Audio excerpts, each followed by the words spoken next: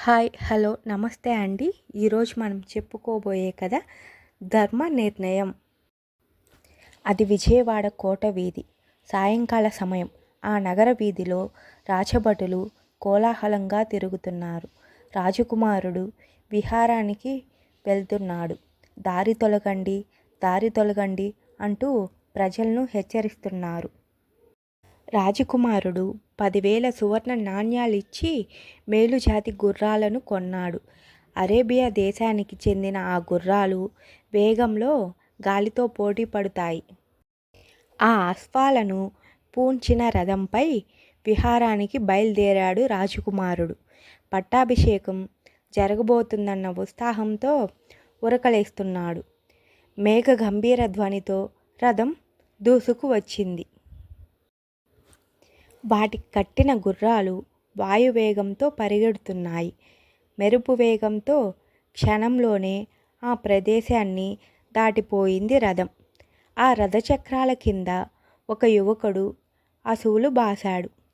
ప్రజలందరూ చుట్టూ చేరి తమ సానుభూతిని తెలియజేశారు.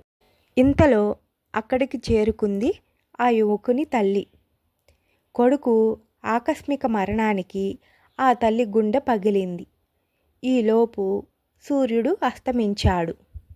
మరునాడు ఉదయం ఎప్పటిలాగే ప్రశాంత వదనంతో మూర్తీభవించిన ధర్మంలాగా కొలువుదీరాడు ప్రభు మాధవ్ వర్మ. అతడు ప్రజారంజకుడు, ధర్మబుద్ధి, ఆపన్నుల పాలిట కల్పవృక్షం. ఆ సమయంలో శోకదేవతలాగా ఒక వృద్ధురాలు సభలోకి ప్రవేశించింది. నెత్తురు అట్టలు కట్టిన కుమారుణ్ణి మృతదేహాన్ని రాజు ముందుంచింది. ఓ రాజా, నాకు ఇతడొక్కడే కొడుకు. మా కుటుంబానికి ఇతడే ఆధారం. మీ కుమారుని రథచక్రాల కింద పడి మరణించాడు.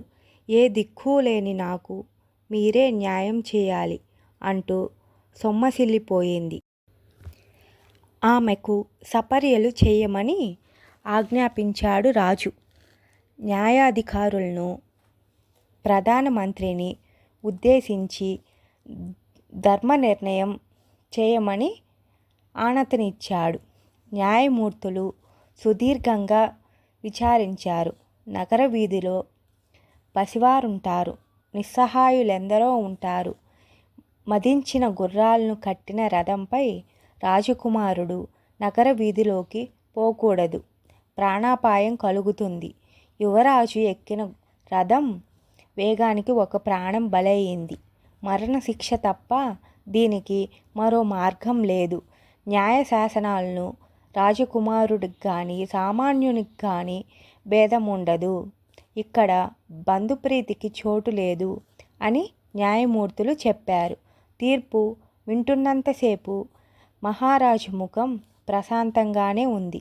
మధ్యాహ్నం సమయం సూచిస్తూ గంట మోగింది.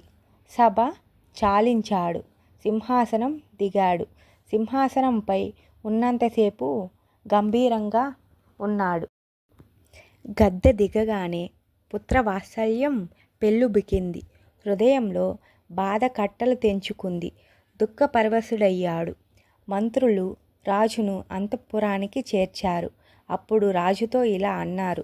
న్యాయమూర్తుల తీర్పును ప్రభువు మార్చవచ్చు, దుఃఖించవద్దు అని ఓదార్చారు.